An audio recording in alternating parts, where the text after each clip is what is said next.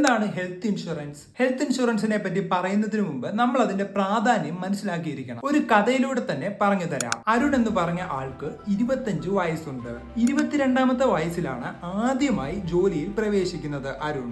ആൾക്ക് ആദ്യം കിട്ടിയ സാലറി കുറവായിരുന്നു. പിന്നെ പെർഫോമൻസ് ബേസിൽ കുറച്ച് സാലറിയും കൂടെ ഒപ്പം ഇൻസെന്റീവും പിന്നെ ജോലിക്കിടയിൽ പാർട്ട് ടൈം ആയിട്ട് അരുൺ പാടാനും പോകുന്നുണ്ടായിരുന്നു. അങ്ങനെ 25 വയസ്സായപ്പോൾ അരുണിന്റെ കയ്യിൽ 4.5 ലക്ഷം രൂപ സേവിംഗ് ആയിട്ട് അരുൺ സമ്പാദിച്ചു. പെട്ടെന്നിരിക്കവേ ജോലിയുടെ ഇടയിൽ അരുൺ ഒരു ചെസ്റ്റ് പെയിൻ അനുഭവപ്പെട്ടു. അതൊരു എമർജൻസി ആയി മാറി. പരിശോധിച്ചപ്പോൾ അക്യൂട്ട് വൈറൽ മൈക്കോഡൈറ്റിസ് എന്ന രോഗം പിടിപെട്ടു. 5 ദിവസം ICUയിൽ ക്രിട്ടിക്കൽ മോണിറ്ററിംഗ് ചെയ്തു. അഡ്വാൻസ്ഡ് ആയിട്ടുള്ള ഹെർട്ട് ടെസ്റ്റുകൾ എല്ലാം ചെയ്തു. ടെമ്പററി പേസ് മേക്കർ ഇൻസേർട്ട് ചെയ്തു. അങ്ങനെ 10 ദിവസം ഹോസ്പിറ്റലിൽ സ്റ്റേ ചെയ്തു. ഹെൽത്ത് ഇഷ്യൂ എല്ലാം ഒരുമാതിരി ഓക്കെ ആയി. ഡിസ്ചാർജ് ടൈം എത്തിയപ്പോൾ അരുണ് 4,70,000 രൂപ ടോട്ടൽ ബില്ലായി. തിരിഞ്ഞു നോക്കിയപ്പോൾ താൻ ഇതുവരെ കഷ്ടപ്പെട്ട പൈസ സൈഡ് ഹസിലുകൾ ചെയ്തും കഷ്ടപ്പെട്ട് അധ്വാനിച്ചുണ്ടാക്കിയ തന്റെ ലൈഫിലെ 4.5 ലക്ഷം രൂപ ആണ് തന്റെ ആകെ ഉള്ളൂ. അരുണ് നല്ല രീതിയിൽ വിഷമമായി.